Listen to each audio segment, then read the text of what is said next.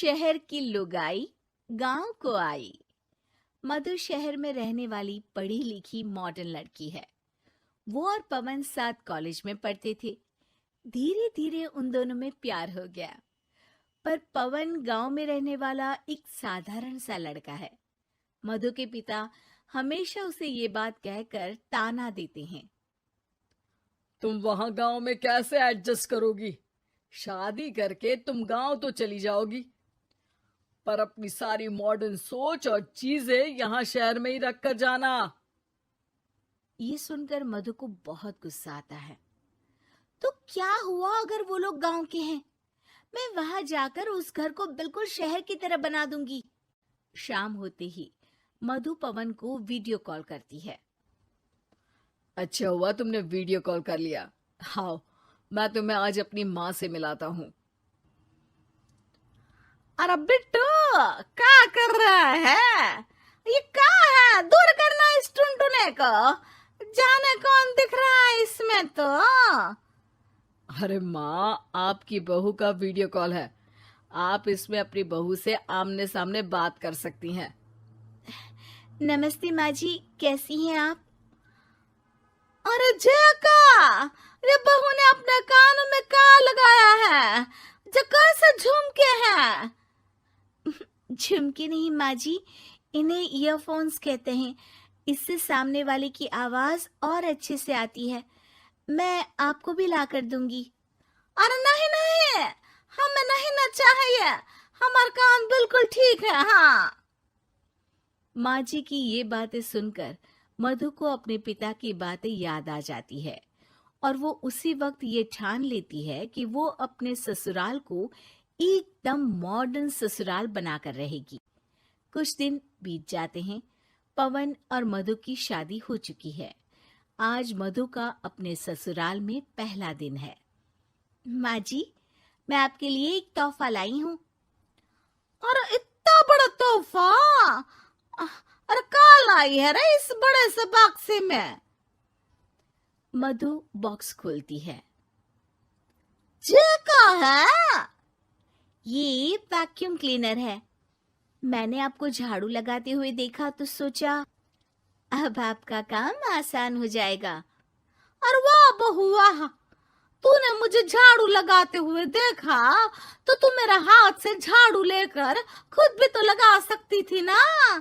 पर नहीं, तूने तुझे मशीन लाकर मेरे हाथ में दे दी कि यह काम हमेशा मैं ही करूं। ये आजकल की शहरी छोरियां बिल्कुल नहीं बदलेगी। मधु को मन ही मन गुस्सा आता है, पर फिर भी अपना गुस्सा भूलकर मधु माजी को वैक्यूम क्लीनर इस्तेमाल करना सिखाती है।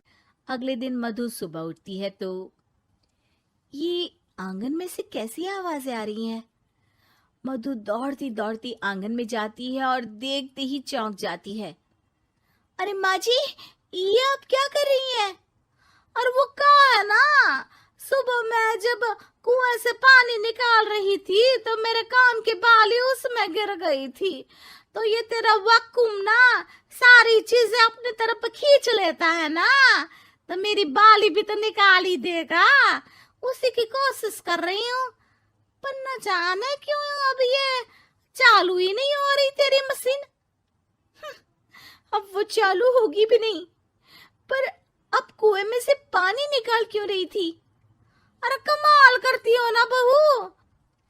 पीने के लिए पानी क्या तेरे मायके से लाऊं मैं? अरे कुएं से ही तो निकालना पड़ता है। हाँ, पीने के लिए पानी, और वो भी कुएं से। मधु दिमाग लगाती है और थोड़ी ही देर में घर में वाटर प्यूरिफायर लगवा देती है। ये देखिए माँ जी, इसमें बस एक बार पानी भर देंगे तो नल में पानी साफ होकर बाहर आएगा। अरे वाह रे बहू, ये तो बहुत ही बढ़िया चीज है। रात हो जाती है। मधु जैसे ही प्यूरिफायर का नल चालू करती है तो वो अचानक से फट जाता है और सब जगह पानी पानी हो जाता है। अरे ये क्या हुआ? ये क्या हो गया? मैंने तो बस इसमें उबला हुआ पानी डाला था, ये इतनी जल्दी खराब हो गया।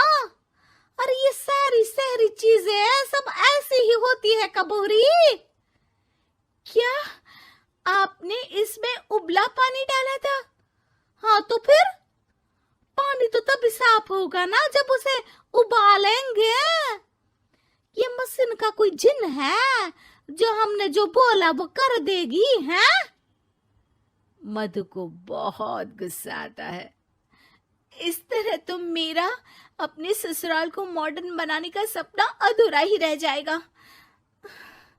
नहीं, मैं इस तरह से हार नहीं मान सकती। थोड़े ही दिन में मधु पूरे किचन को मॉड्यूलर किचन में बदल देती है। अरे वाह बहुआ, इतनी सारी अलमारियां!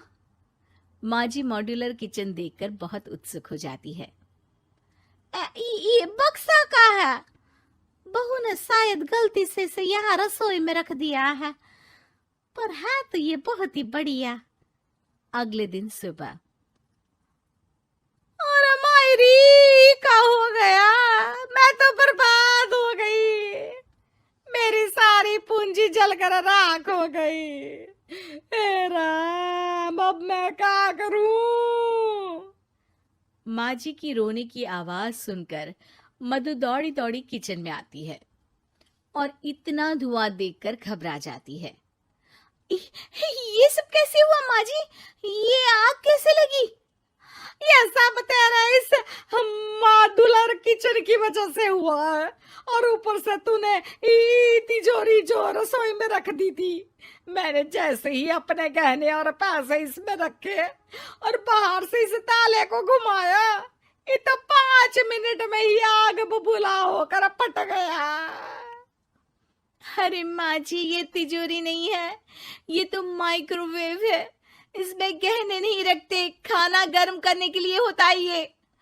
और ये जो आपने घुमाया ना, ये ताला नहीं है, आपने इसके टेम्परेचर को फुल कर दिया, इसलिए ये फट गया। माँ जी और जोर जोर से रोने लगती है।